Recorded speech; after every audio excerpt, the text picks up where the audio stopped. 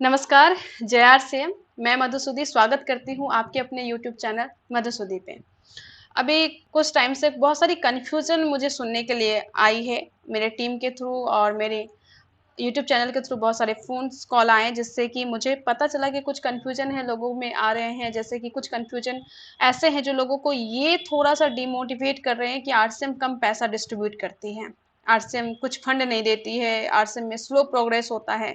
तो ये सब चीज़ें हैं ना, हमें क्लियर करनी इम्पोर्टेंट है, क्योंकि अगर हम कन्फ्यूज़न रखेंगे, अगर हम पूरा भरोसा नहीं रखेंगे अपने प्लान पे, तो हमारी वो स्पीड नहीं होगी, हम उस तरीके से काम नहीं कर पाएँगे। तो कुछ सवाल हैं जो लोगों के मन में बार-बार आ रहे हैं, तो उस सवाल का आंसर मैं आप सभी को देना चाहती हूँ, जितनी मेरी अंडरस्टैंडिंग है उसके अनुसार देना चाहती हूँ। और इस वीडियो को स्टार्ट करने से पहले मैं आप सभी को ये रिक्वेस्ट करना चाहती हूँ, ये बताना चाहती हूँ कि इस वीडियो में मैं कहीं भी ये नहीं बोलने चाहती हूँ कि जो कंपनी ये सब कर रही है वो खराब है, या जो कंपनी कुछ फंड दे रही है वो खराब है। सब अपनी जगह पे सही है, हमें उनसे ज़्यादा मतलब नहीं है, हमें बस ये समझना है कि क्या हम अपनी इस जगह पे सही हैं कि नहीं, हमें ठीक पैसे आते हैं कि नहीं, हमारा प्लान सही है कि नहीं, इसके बारे में हमें समझने की ज़रूरत है और उसके बारे में पूरा का पूरा आज मैं बात करूँगी।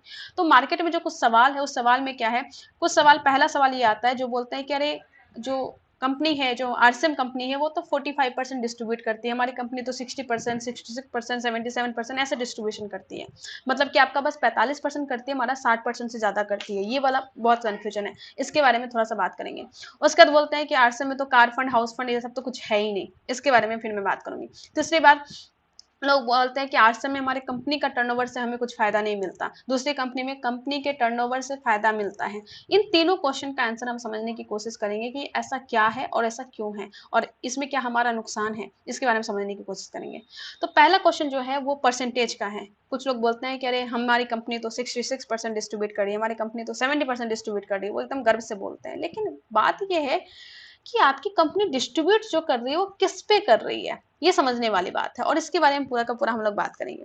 तो जो भी डिस्ट्रीब्यूशन होता है वो होता है बीवी पे, यानी कि मान लीजिए कि 100 का प्रोडक्ट अगर है, एमआरपी नहीं, एसपी की बात कर रही हूँ, यानी कि 100 डीपी जो डिस्ट्रीब्यूटर को जिस प्राइस पे मिलता है उसका कुछ ना कुछ परसेंटेज बीवी होता है। नॉर्मली कुछ कंपनियां हैं जिसका जो बीवी है वो 30% ही है। 30% मतलब क्या, 100 रुपये का सामान लेंगे तो 30 रुपया बीवी मिलेगा, 30 बीवी मिलेगा। अगर इस 30 बीवी पे अगर कोई कंपनी 77% भी डिस्ट्रीब्यूट करती है या 77% भी डिस्ट्रीब्यूट करती है, तो अमाउंट होता है 23 रुपये 10 पैसा, 23.1 रुपीज, ये डिस्ट्रीब्यूशन होगा। अगर अपनी कंपनी की बात करें, तो अपनी कंपनी आरसीएम की अगर बात करें, तो हमारे कंपनी का जो बीवी है वो रेंज होता है 50% से लेकर 75%, राइट। जो एफएमसीजी प्रोडक्ट है उसमें 50% के राउंड रहता है, जो हमारे गुड डॉट, प्रश्न, गुड डॉट हमारा फूड सप्लीमेंट जो है उस पर 75% के राउंड रहता है, जो हमारी हरी संजीवनी वगैरह है। और कुछ प्रोडक्ट तो ऐसे भी अभी हैं जो जिसपे 100 बीबी है, जैसे सुरक्षा के कुछ प्रोडक्ट हैं, जो हमारा किसोल का प्रोडक्ट है वो भी है। तो उसको मैं मानती हूँ कि चलिए वो ऑफर में है, हम उसके बारे में बात नहीं करेंगे, लेकिन जो हमारा बेसिक है वो होता है 50% से 75%। मतलब कि आरसीएम में अगर कोई 100 एसपी का प्राइस लेता है, तो अगर मैं इसका एवरेज ले लूँ, 50 से 75% है, तो ना मिनिमम लेते हैं ना मैक्सिमम लेते हैं, बीच का लेते हैं। और इसका जो मैं एवरेज ली हूँ इस कैलकुलेशन में, वो 60% का लेते हैं। तो अगर 60% की अगर बात करेंगे, तो 60% मतलब कि 60 बीबी, अगर 60 बीबी में हमारा 45% का डिस्ट्रीब्यूशन होता है, 45 मतलब कि 27 रुपये, 27 रुपीज। अब कंफ्यूजन क्या है, लोग बोलते देते हैं कि 77% डिस्ट्रीब्यूट कर रही है, पर किस पे ये नहीं बोलते हैं। और मैं हमेशा बोलती हूँ कि आधी सच जो होती है वो झूठ से भी ज्यादा खतरनाक होती है, और यही मार्केट में चल रहा है। हमें आधा सच दिखाया जा रहा है, लेकिन जरूरत है कि हम सबको पूरी सच्चाई दिखाएं। तो बस हमें ये वाला बता दिया जाता है, ये 77-45, ये बस चक्कर घुमा के हमें टोपी पहना दिया गया है, लेकिन हमें ये वाला टोपी नहीं पहनना है, और उसको ये वाला चीज सच्चाई, ये सच्चाई उनको दिखाना है कि भैया आपका डिस्ट्रीब्यूशन बीवी पे होता है, तो बीवी को देखे और आप देखो कि टोटल पैसा कितना बट रहा है। मेरे पास बहुत सारे फोन आते हैं, मैं बोलती हूँ कि भैया आप कैलकुलेशन निकाल के पूरा अच्छे से पेन कॉपी पे आप मुझे साबित कर दो कि आपकी कंपनी ज्यादा बांटती है, तो फिर हम मान लेंगे। और जब मैं ये बोलती हूँ कैलकुलेशन करने, या तो उस बच्चे को कैलकुलेशन करना आता नहीं है सामने वाले को, या तो वो कैलकुलेशन करके समझ लेते हैं कि इसे टक्कर नहीं लेना, वो छोड़ देते हैं। तो आपको क्या करना है, आपको ये पूरी जानकारी रखनी है। और कुछ कंपनी ऐसी भी है जो बोलती है कि हम तो, हाँ, हम एकलौती ऐसी कंपनी है जो कि हम डिस्ट्रीब्यूटर प्राइस पे डिस्ट्रीब्यूशन करते हैं, यानी कि वो बीवी पे नहीं, वो डिस्ट्रीब्यूटर प्राइस पे करते हैं, लेकिन उसका प्राइस ही इतना हाई होता है कि सब उसी में समेट लेते हैं। तो वो भी थोड़ा देखना होगा, प्राइस भी करना होगा आपको। कुछ कंपनियां हैं जो बोलती है कि हम प्रोडक्ट पे प्रोडक्ट फ्री देते हैं, एक लो दूसरा फ्री, लेकिन वो इतना ज़्यादा प्राइस रखती है कि 2 प्रोडक्ट के बदले में प्राइस एक ही प्रोडक्ट में ले लेती है। तो ये सब मुझे लगता है कि हमें इन सब चीज़ों से बचने की ज़रूरत है। बी केयरफुल और बी लॉजिकल, बी प्रैक्टिकल, पूरा प्रैक्टिकल नॉलेज लेके काम कीजिए। मैं यहाँ पे बीबी की बात की, डिस्ट्रीब्यूशन की बात की, अगर प्रोडक्ट की बात करूंगी और प्रोडक्ट की quality plus quantity plus rate की बात करूंगी, तीनों चीज, प्रोडक्ट की क्वालिटी भी आप देखिए, क्वांटिटी भी आप देखिए, प्लस उसकी प्राइस रेट को देखिए, अगर तीनों चीजों को देखिएगा तो आरसीएम के सामने तो ऐसे ही आधे से ज्यादा कंपनी का टिकता नहीं है, चलता नहीं है। तो इसके बारे में तो बात करेंगे तो ये बहुत बड़ा डिस्कशन होगा, तो इसके बारे में बात नहीं कर रही मैं। बस मैं इतना बोल रही हूँ कि अगर कोई बोलती है कि हम ज़्यादा डिस्ट्रीब्यूशन कर रहे हैं तो उनसे पूछिए कि उनका बीवी का क्या परसेंटेज है और उसको देख के कैलकुलेशन करने की जरूरत है। तो आई थिंक ये वाला चीज़ क्लियर हो चुका होगा कि हमें इस तरीके से देखने की जरूरत है। अब दूसरी बात आती है, जो बोलते हैं कि आरसीएम में तो car fund, travel fund, house fund ये सब नहीं होता है। तो यहाँ पे हमें ये सोचने की जरूरत है, ये जो car fund, house fund, travel fund है, आपको क्या लगता है कंपनी अपने घर से देती है? जी नहीं। उसमें ये होता है कि अगर आप ये अचीवमेंट कर लेते हैं, ये अचीवर बन जाते हैं, तो आपको कुछ परसेंटेज आपके ट्रैवल फंड, आपके कार फंड वगैरह सब में जमा होगा। मतलब कि अगर आरसीएम की बात करूँ तो आरसीएम में अगर ये भी बोल ऐसे इस तरीके से अगर होता तो इस तरीके से प्लान होता है कि आरसीएम में अगर कोई रूबी एंड एबव अचीवर हो जाएंगे तो उसको 3% या 5% ट्रैवल फंड मिलेगा। बेसिकली तब होता क्या कि उनको जो रूबी के बाद यानी कि स्टार एमराल्ड के बाद जो 5% एक्स्ट्रा मिलता वो उनको नहीं मिलता, वो ट्रैवल फंड में चला जाता, वो कार फंड में चला जाता, वो आपका हाउस फंड में चला जाता। लेकिन अगर कोई आदमी अगर 3 लाख रुपया महीना कमा रहा है, 3 लाख में उसको जो 35,000 रुपया ट्रैवल फंड, हाउस फंड के नाम पे जा रहा है और वो 1 साल 2 साल जमा होके बोला जाता है कि आपका इतना रुपया जमा हो गया, आप जाके ट्रैवल करके आओ। और हमारी कंपनी क्या करती है, हमारी कंपनी बोलती है कि ये सब हम नहीं करेंगे, हम सिंपल बोलेंगे कि रूबी अचीवर हो, आपका इतना पैसा बनता है, आपके अकाउंट में हम ट्रांसफर कर देंगे, जो करना है आपको करो। तो ये तो अच्छी बात है ना, इसमें उदास होने की क्या बात है, इसमें रोने धोने की क्या बात है, ये तो अच्छी बात है। अब कंपनी क्यों डिसाइड करेगी कि मुझे ट्रैवल करना है, कार खरीदना है कि मुझे हाउस बनाना है? ये मैं डिसाइड करूंगी ना कि मुझे क्या करना है। मान लीजिए मुझे ना अभी हाउस बनाना है, ना मुझे अभी ट्रैवल करना है, ना ही मुझे कार चाहिए, मुझे अभी मान लीजिए मेरी एजुकेशन पे मुझे खर्च करना है, तो मैं पहले उस पर खर्च करूंगी ना, मैं क्यों कार लेने के लिए जाऊंगी, मैं क्यों ट्रैवल करने जाऊंगी, राइट। हो सकता है कोई पेरेंट्स हैं जिनको कि अपनी बेटी की शादी करवानी है, उनकी एजुकेशन पे खर्च करना है, उसको फॉरेन भेजना है पढ़ाई करने के लिए, तो वो कार क्यों लेंगे, वो उस पर खर्च करेंगे ना। तो ये फ्रीडम जो है ये तो अच्छी बात है ना, ये फ्रीडम हमें कंपनी दी है कि आपका पैसा जितना भी बनेगा हम आपको दे देंगे, वो हाउस फंड, ये फंड, वो फंड के नाम पे रखा नहीं जाएगा, आपकी मर्जी, आप जो करो। तो ये अच्छी बात है, आप इसमें उदास क्यों हो रहे हैं, ये तो अच्छी बात है। मुझे तो ये बात सुन के मुझे बहुत खुशी हुई कि यस मजा आ गया, मुझे जितना पैसा बनेगा वो मुझे आएगा, ये तो अच्छी बात है। दूसरी बात कि अगर मान लीजिए कि कोई अचीवर का 3 लाख का पेमेंट बनता है, 3 लाख में से 35,000 रुपया उनको हर एक महीना उनको कंपनी रख लेती है, रखते रखते 1 साल 2 साल 3 साल रखती है। अगर ये 35,000 रुपया अगर वो कहीं पे इन्वेस्ट करते हैं तो शायद ज्यादा पैसा कमा लेते हैं, शायद ज्यादा रिटर्न उनको आ जाता। तो हमें ये समझना होगा कि हमें क्या कंपनी अगर रख रही है हमारे मनी को, क्या उस पर इंटरेस्ट दे रही है? अगर उस मनी को हम कहीं और इस्तेमाल किए होते तो शायद हमें ज़्यादा इंटरेस्ट आता, ज़्यादा अच्छा होता। तो ये सब चीज़ें समझने की, बुद्धि लगाने की ज़रूरत है कि हमारी कंपनी गलत है या सही है। मुझे तो लगता है सही है। आपको कार के बदले में आपको कूपन नहीं मिलके, कार का कूपन, ट्रैवल का कूपन नहीं मिलके आपको पूरा हैंड टू हैंड वो मनी हर एक महीने मिल रही है, तो अच्छी बात है ना। मेरा 35,000 रुपया जितना मुझे अभी जरूरत है उतना हो सकता है 2 साल के बाद जरूरत नहीं हो, 35,000 की वैल्यू मेरी नजर में ना हो 2 साल के बाद, क्योंकि हो सकता है मेरी इनकम उस अकॉर्डिंग हो, लेकिन अभी तो 35,000 की कीमत मेरे सामने तो बहुत ज्यादा है ना। तो अभी मुझे ज्यादा नीड है कंपेयर टू 2 साल बाद, राइट। तो अभी का पैसा मुझे अभी दो ना। मैं तो ऐसे ही सोचती हूँ, आप बताओ आप कैसे सोचते हो? आप भी तो ऐसे सोचोगे ना कि इस महीना मेरा जितना बना है वो मुझे दे दो, मैं देख लूंगा मुझे जो करना है, राइट। तो हमारी कंपनी तो यही कर रही है ना, तो ये अच्छी बात है, इस पे हमें दुखी होने की जरूरत नहीं है। अगर हमारी company car fund, house fund, travel fund के नाम पे हमारा रुपया नहीं रख रही है, वो हमें हर एक महीने ट्रांसफर कर रही है, जिसमें हमें खुश होने की जरूरत है, ना कि हमें उदास होने की जरूरत है, राइट। मुझे लगता है कि ये आपको क्लियर हो गया होगा। अब बात करते हैं कि कंपनी के टर्नओवर का पैसा, कुछ नेटवर्कर आते बोलते हैं कि हमको तो कंपनी का टर्नओवर का इनकम आ रहा है, आपको तो आपके टर्नओवर का इनकम आ रहा है। तो समझने की जरूरत है, यहाँ पे कुछ चीजें हैं जो ज्यादा बहुत अच्छे से बहुत लॉजिकली समझना होगा। मैं एकदम साधारण भाषा में बोलने की कोशिश करूंगी, जितनी मेरी अंडरस्टैंडिंग है उसको मैं एक्सप्लेन करने की कोशिश करूंगी। अब सबसे पहली बात हमें ये समझना है कि हम लोग जो बात करते हैं कंपनी के टर्नओवर की, तो जो कंपनी का टर्नओवर है, कंपनी का टर्नओवर आ कहाँ से रहा है? कंपनी का टर्नओवर आ रहा है आपका प्रोडक्ट यूजर से और नेटवर्कर से। जो कंपनी से प्रोडक्ट ले रहे हैं उनसे आ रहा है, राइट, जो प्रोडक्ट यूज कर रहे हैं, और जो नेटवर्कर टीम बिल्डिंग कर रहे हैं, टीम बना रहे हैं, उससे आ रहा है। इसी दोनों से तो आ रहा है। अगर इसके अलावा भी कहीं से आ रहा है तो ये गलत बात है। हाँ, आपकी अगर कोई कंपनी डायरेक्ट सेलिंग में है बट वो बाहर में प्रोडक्ट भेज रही है, बाहर में व्हाइट लेबलिंग करके प्रोडक्ट बेच रही है, तो ये तो और गलत बात है ना, ये तो होना नहीं चाहिए। पहली बात, आपको क्या लगता है कि हमारे टीसी छाबड़ा सर के पास जो प्रोडक्ट है, जो रेंज है, चाहे आप इना का रेंज लीजिए या गुड डॉट की रेंज लीजिए, जो हमारे पास जो अदर चीजें रेंज है, पूरा साबुन की कैटेगरी का लीजिए, आपको क्या लगता है कि ये प्रोडक्ट अगर मार्केट में भेजा जाए तो वहां से टीसी छाबड़ा सर करोड़ों रुपया अर्न कर सकते हैं, बट वो वहां पे भेजते नहीं। उनका पूरा कमिटमेंट है कि अगर हम डायरेक्ट सेलिंग में हैं तो हम बस मैन्युफैक्चरिंग कर सकते हैं, हम बस प्रोडक्शन कर रहे हैं, बेचने का अधिकार, मार्केटिंग का अधिकार सिर्फ और सिर्फ हमारे डिस्ट्रीब्यूटर को रहेगा। तो हमें इस पर प्राउड फील करने की जरूरत है कि हमारी कंपनी इस तरीके से सोचती है। तो अगर प्रोडक्ट यूजर की बात करें कि प्रोडक्ट यूजर से आ रहा है, नेटवर्कर से आ रहा है, तो अगर प्रोडक्ट यूजर से टर्नओवर आ रहा है, उस टर्नओवर का अगर इनकम नेटवर्कर को आ रहा है, तो ये तो घपला है, ये तो होना नहीं चाहिए, ये तो गलत है। हाँ, इसको तो मैं बोलूंगी कि आप जो आम आदमी है उसका पैसा इकट्ठा करके लीडर में बांट रहे हैं, तो ये तो गलत बात है। और हमारी कंपनी, हम ये प्राउडली बोल सकते हैं कि हमारी कंपनी है जो 10% से लेके 10% से लेके 32% का पूरा डिस्ट्रीब्यूशन करती है। और ये 32% लेने के लिए कोई दूसरी लेग ओपन करने की जरूरत नहीं है।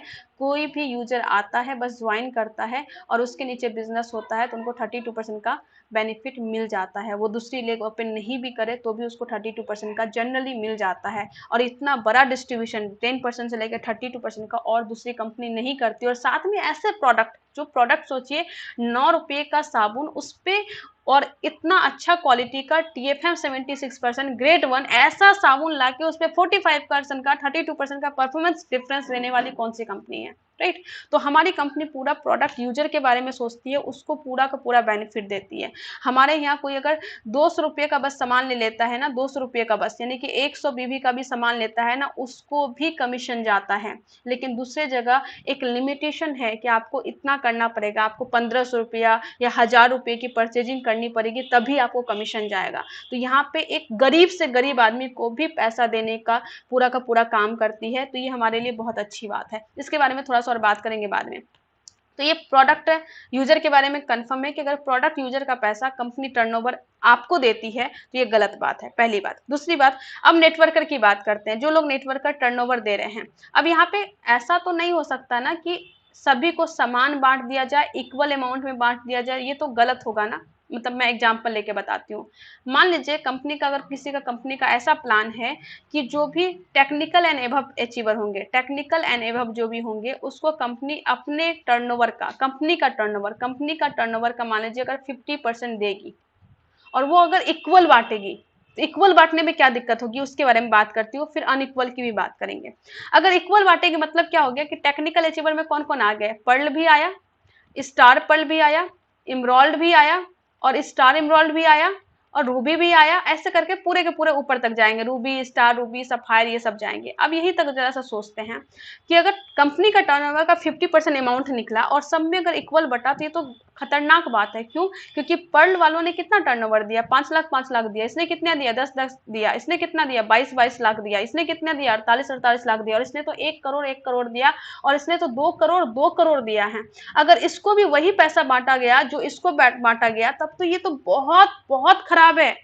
एक आदमी ज्यादा काम कर रहा है, उसको भी सेम इनकम जा रही है, तो ये तो बहुत खराब है, ऐसा नहीं होना चाहिए, राइट। तो ये तो खराब है, तो ऐसा होना नहीं चाहिए, राइट। अगर कोई कंपनी ऐसा कर रही है तो खराब है। ये समझ में आ गया कि यहाँ पे कम काम करने वाले को तो बेनिफिट हो जाएगा, लेकिन जो ज्यादा मेहनती है उसको बेनिफिट नहीं होगा। तो ऐसा होना नहीं चाहिए। यानी कि अगर नेटवर्कर में कंपनी का टर्नओवर का इक्वल पैसा डिस्ट्रीब्यूट हो रहा है, मतलब खराब है। ये क्लियर हो गया। अब दूसरी बात करते हैं कि अगर इस तरीके से नहीं बांटते हैं। तो कैसे बांटेंगे, कैसे बांटेंगे, हम वो करेंगे कि पर्ल अचीवर जो है, जो स्टार पर्ल है, जो इमरॉल्ड है, जो स्टार इमरॉल्ड है, जो आपको रूबी है, जो स्टार रूबी है, हम क्या करेंगे कि उसका सभी का है ना, उसके जो टर्नओवर है उसका कुछ पॉइंट निकाल देंगे कि इसका इतना पॉइंट बना, इसका इतना ज्यादा बना, इसका थोड़ा ज्यादा बना, इसका थोड़ा और ज्यादा बना, इसका थोड़ा और ज्यादा बना, इसका सबसे ज्यादा बना सब में। तो इसको इसके पॉइंट के अनुसार हम इसको डिस्ट्रीब्यूट कर देंगे, यही तो होगा, राइट। कंपनी का टर्नओवर का इसको इसके पॉइंट के अकॉर्डिंग इसको पैसा मिल जाएगा, इसको मिल जाएगा, इसको मिल जाएगा, इसको मिल जाएगा, और इस तरीके से सबको मिल जाएगा। तो भैया अगर आपको कंपनी का टर्नओवर का भी डिस्ट्रीब्यूशन आपके टर्नओवर के अकॉर्डिंग ही मिल रहा है, तो कंपनी का टर्नओवर घुसाने की क्या जरूरत है, कोई मतलब नहीं बना, कोई लॉजिक नहीं बना। तो ये हम लोग बार बार ये बोल के कि कंपनी का टर्नओवर का पैसा मिलता है, तो ये तो कोई लॉजिक नहीं है, कुछ प्रैक्टिकली मुझे तो समझ में नहीं आया। हाँ कि कुछ बेनिफिट है यहाँ पे, ठीक है। तो हमारी कंपनी जो आरसीएम करती है वो बेसिकली क्या करती है, हमारे ही टर्नओवर का पैसा दे रही है, और ये लोग भी जो है इनके ही टर्नओवर का पैसा दे रहे हैं, और कुछ डिफरेंस तो नहीं है। यहाँ पे भी वही हो रहा है, हमारे पास भी यही हो रहा है, लेकिन हमारे साथ जो हो रहा है उसमें एक बहुत बड़ा एडवांटेज ये है कि हमारी जो इनकम है उससे कंपनी का टर्नओवर का कुछ भी लेना देना नहीं है। मतलब कि जैसे ही हमारा 31 अगस्त को 31 अगस्त को हमारा बिजनेस पूरा का पूरा क्लोजिंग हुआ, और उस टाइम पे हम ये पूरा का पूरा कैलकुलेशन कर सकते हैं कि मेरे पास कितनी इनकम आने वाली है। सोचिए कितना ट्रांसपेरेंट सिस्टम, कितना ट्रांसपेरेंट प्लान, कितना ट्रांसपेरेंट सब कुछ कमीशन है। इससे बड़ी बात और क्या हो सकती है। तो इसमें चिंता करने की कौन सी बात है, ये तो अच्छी बात है। हमें प्राउड फील होना चाहिए कि हम ऐसी कंपनी में काम कर रहे हैं जहां पे हमें कितना पैसा आएगा हम खुद कैलकुलेट कर सकते हैं। इससे बड़ी ट्रांसपेरेंसी कहाँ पे आपको मिलेगी। और कंपनी का टर्नओवर कौन देखने गया है, वो कितना दिखा रही नहीं दिखा रही हमें तो ज्यादा कुछ पता नहीं ना। खैर वो एक अलग मैटर है, कुछ कंपनी है जो बहुत अलग अलग तरीके से कर रही है, मैं उस पर बिल्कुल भी बात नहीं करना चाहूंगी।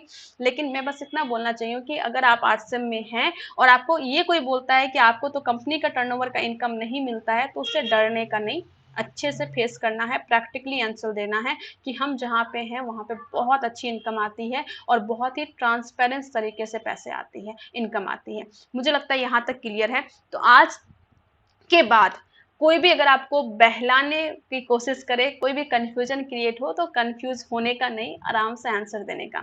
इसके अलावा कुछ चीजें हैं जो मैं आपसे शेयर करना चाहूंगी, जो मुझे लगता है कि हम सभी को जानने की जरूरत है। पहली चीज तो ये कि हमारी कंपनी में जो एक यूजर होता है ना, यूजर का कितना ध्यान रखा जाता है। एक जो यूजर है, ये लोग जो है इसका कितना ध्यान रखा जाता है, उसके बारे में थोड़ा सा बात करना चाहूंगी।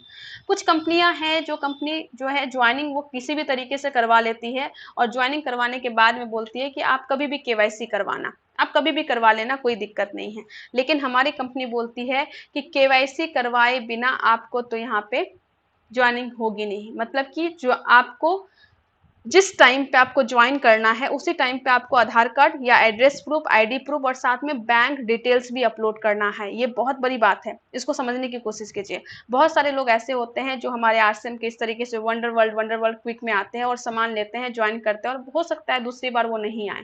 तो मान लीजिए अगर ऐसे कोई आदमी है जो 2000 का प्रोडक्ट लेके ज्वाइन किए, और ज्वाइनिंग करने के बाद उसको लगभग 1200 या 1000 बीवी मिला। अगर 1200 भी मैं पकड़ती हूँ, 1200 का बीवी मिला, तो कम से कम उनके अकाउंट में 10% तो जाएगा ही जाएगा। 10% का मतलब क्या हो गया, 10% का मतलब हो गया कि 120 रुपया। अगर मान लीजिए हमारी कंपनी उससे बैंक अकाउंट नहीं मांगती ज्वाइनिंग के समय में ही, तो वो आदमी का क्या होता है, ये 120 रुपया कंपनी के पास ही रह जाता है। और कंपनी के पास में अगर, और उसके चांसेस बहुत कम है कि वो दोबारा आएगा कि नहीं आएगा, अपलोड करेगा कि नहीं करेगा, कुछ पता नहीं, क्योंकि वो सामान लिया गया, उसको कोई ज्यादा फर्क नहीं पड़ा। अगर वो बैंक डिटेल्स अपलोड नहीं करता, तो ये 120 रुपया किसके पास रह जाता, कंपनी के पास, कंपनी का बेनिफिट हो जाता। और हो सकता है इससे वो आराम से रोटेट कर सकती थी, सब कुछ कर सकती थी। लेकिन हमारी कंपनी बोली कि नहीं, अगर कोई हमारे साथ जुड़ेगा तो बैंक डिटेल्स दे के ही जुड़ेगा, और बैंक डिटेल्स दे के जुड़ने के बाद ही हम उसको उसका केवाईसी ओके करेंगे, उसका आईडी नंबर निकाल करेंगे, और वो उसका रेफरेंस नंबर आएगा, वो परचेज कर पाएगा। यानी कि अगर कोई आता है, अगर उसका 50 रुपये भी बनता है ना, तो भी कंपनी उसको ट्रांसफर करती है। हाँ, तुरंत नहीं करती है, 2 महीने बाद नहीं करती है, लेकिन जैसे ही फाइनेंशियल ईयर एंड होता है, उसके अकाउंट में अगर 50 रुपया हो तो भी ट्रांसफर होती है। और मैंने तो 35 रुपये भी ट्रांसफर होते हुए देखे हैं, 35 रुपीज भी ट्रांसफर हुए, 50 रुपये भी हुए, 100 रुपये भी हुए, और ऊपर वाला तो होता ही है। तो इतनी इथिकल कंपनी कहाँ मिलेगी आपको। मतलब शुरुआत से ही एक आदमी जुड़ता है ना, तभी उसको पता चल जाता है कि हम बहुत इथिकल कंपनी में जुड़ रहे हैं। तो ये पॉइंट हमें जरूर समझना चाहिए। एक और पॉइंट मैं आपको बताना चाहूंगी कि हम, जैसा कि आप सभी को पता है कि आरसम में अगर किसी की इनकम, टोटल इनकम 15,000 से प्लस होती है, 15,000 से प्लस होती है, तब जाके उनका टीडीएस जो है वो डेबिट होता है, टीडीएस उसका डिडक्ट होता है। लेकिन कुछ कंपनी ऐसी भी है जो कि पहली इनकम अगर 400 हो या 500 हो या 1000 हो, उस पे भी उनका टीडीएस डिडक्ट हो जाता है। लेकिन हमारी कंपनी जो एकदम न्यू डिस्ट्रीब्यूटर है, उनसे टीडीएस डिडक्ट नहीं करती है जब तक कि उनका इनकम 15,000 से ऊपर का ना हो जाए। और 15,000 से ऊपर होने के बाद बोलते हैं कि आप पेन डिटेल्स डालो और आपका कम पैसा कटेगा, अगर ज़्यादा भी कटा है तो बाद में रिटर्न हो जाएगा। मतलब सोचिए कि कितनी बड़ी बात है कि हमारी जो कंपनी है, ऐसा नहीं कि उसको टैक्स नहीं देना पड़ता है, उसमें देना पड़ता है, पर स्टार्टिंग में डिस्ट्रीब्यूटर से वो टैक्स नहीं लेती है तब तक जब तक उनका 15,000 से ज़्यादा का इनकम नहीं हो जाता। ये छोटी छोटी बात जरूर है, लेकिन जब आप इसको गहराई से समझिएगा और इसको अगर बड़े स्केल पे समझिएगा तो आपको प्राउड फील होगा कि आप आरएसएम में जुड़े हैं और आरएसएम का एक एक कदम एक एक आदमी के लिए है, सिर्फ नेटवर्कर या लीडर के लिए नहीं है। एक एक आदमी, एक एक यूजर के लिए, एक आदमी जो 100 रुपये का सामान, 200 रुपये का सामान, 500 का, 1000 रुपये का सामान ले रहा है, उसकी भी भलाई के लिए है। और ये बहुत बहुत प्राउड फील करने की बात है। और लास्ट में एक चीज़ हमें, मैं जरूर शेयर करना चाहूंगी कि हम बोला जाता है कि ये जो बिजनेस है, network marketing, direct selling, MLM, ये बिजनेस जो है ये है कॉमन लोगों का बिजनेस है। ये अगर कॉमन लोगों का बिजनेस है तो आपका प्लान इस तरीके से कॉम्प्लेक्स नहीं होना चाहिए कि वो कॉमन लोगों को समझ में ही ना आए। और अभी कुछ टाइम में, लगभग एक सप्ताह में, मैंने कुछ कंपनी के प्लान मैंने देखा एजुकेशन के लिए, ताकि मैं थोड़ा कंपेयर कर पाऊँ, थोड़ा समझ पाऊँ। तो उस प्लान को समझने के लिए मैंने एमएस डिग्री कंप्लीट की हुई है, एक अच्छे कॉलेज से मैंने कंप्लीट की, और मेरा दिमाग चकरा गया। इतना कंफ्यूजन था, इतना कंफ्यूजन था, क्या क्या कर रहे हैं, हर एक लेवल पे प्लान चेंज हो रहा है, इससे कुछ कुछ कुछ कुछ, कुछ ऐसा हो रहा है। मतलब कुछ लोगों ने तो कोविड के नाम पे फंड बना के रखा है। मतलब क्या क्या करे ऐसे लोगों का, जो भी है। मैं किसी को खराब नहीं बोल रही, यहाँ पे सब अपने अपने जगह पे सही है। लेकिन अगर हम डायरेक्ट सेलिंग में है तो हमें एक कॉमन लोग, जो कि एक हाउस वाइफ है, एक किसान है, एक रिक्शा चलाने वाला है, एक दूध देने वाला है, उनके बारे में सोच के भी हमें प्लान डिजाइन करनी चाहिए, ताकि उनको भी समझ आना चाहिए। ये हमारे लिए प्राउड मोमेंट है कि अगर कोई एक थोड़ा सा पढ़ा लिखा, थोड़ा सा कैलकुलेशन प्लस माइनस जानने वाला आदमी भी अगर हमारे सामने आके बैठ जाता है, तो हम उसको 20 मिनट में पूरा का पूरा डिफरेंस इनकम से लेके पूरा टेक्निकल बोनस तक समझाने के लायक हो जाते हैं। कुछ भी ज्यादा डिफिकल्ट नहीं होता है। तो ये हमारे लिए प्राउड फील है कि हमारा शुरू से ही बहुत अच्छा प्लान है। शुरू में भी डिफरेंस इनकम है, रॉयल्टी बोनस में डिफरेंस इनकम है, टेक्निकल भी डिफरेंस इनकम है। आराम से एकदम सबको समझ में आ जाता है, कुछ भी इधर उधर लोचा फोचा कुछ भी नहीं है, एकदम परफेक्ट प्लान है। और इसके बारे में एक और चीज मैं बोलना चाहूंगी कि हमारे यहाँ जो है, अगर मान लीजिए मैं दो टीम पे काम करती हूँ, तो ये बहुत ज्यादा कंफ्यूजन क्रिएट कर रहा है कि आरसीएम में तो 2 लेग पे काम किया जाता है और इसलिए वो इलीगल है। तो यहाँ पे मैं ये कंफर्म करना चाहती हूँ आप लोगों को, कोई भी बाइनरी और जनरेशन यानी कि 2 लेग और मल्टी लेग ये इलीगल नहीं है। गवर्नमेंट दोनों को लीगल ही मानती है। हाँ, आरसीएम में भी आप 2 लेग पे भी काम कर सकते हैं, मल्टी लेग पे भी काम कर सकते हैं, ये कंप्लीटली आपकी चॉइस है। और मैं कितने लेग पे काम करती हूँ इस पे मैंने स्पेसिफिक एक वीडियो बना के रखा है, आप चाहो तो देख सकते हो। और जनरेशन का तो बहुत तारीफ करते हैं, बहुत लोग बहुत तारीफ करते हैं, लेकिन पहली बार शायद ऐसा वीडियो आपको मिलेगा जिसमें बाइनरी के अलग अलग अलग अलग फायदे बताए गए हैं। तो मैं तो सजेस्ट करूंगी कि आप एक बार जरूर देखें, समझने के लिए कि चीजें कैसे वर्क करती है। तो ये बाइनरी जनरेशन का जो है ये लोचा भी निकाल दीजिए। कोई अगर आपको बोलता है तो आप उसको गाइडलाइन निकाल के पढ़ा के दिखा सकते हैं। और यहाँ पे अगर बात करो तो कुछ कंपनी में ऐसा है कि कोई अचीवर यहाँ पे अचीव कर गया और उस, मान लीजिए वो एक स्पेसिफिक, मान लीजिए एक्स पिन पे गया और उसका जो एक डाउनलाइन है वो भी अगर एक्स पिन पे गया, तो इस टीम से उनको कोई भी इनकम आती ही नहीं है, उसको एक तीसरी लेग ओपन करनी पड़ती है ताकि वो इनकम ले सके। लेकिन हमारे आरसीएम में क्या होता है, मान लीजिए मैं स्टार पल पे हूँ, स्टार पल पे मैं हूं और मेरे नीचे यहाँ पे भी स्टार पल अगर आ जाए, तो यहाँ से ऐसा नहीं कि बिल्कुल भी इनकम नहीं आएगी, आएगी। एटलीस्ट इनके बी लेग से तो इनकम आएगी ही आएगी मुझे, और वो इनकम मुझे आएगी और जीरो कुछ भी नहीं होगा, तो मुझे आराम से मिनिमम इनकम तो ऑलवेज आएगी।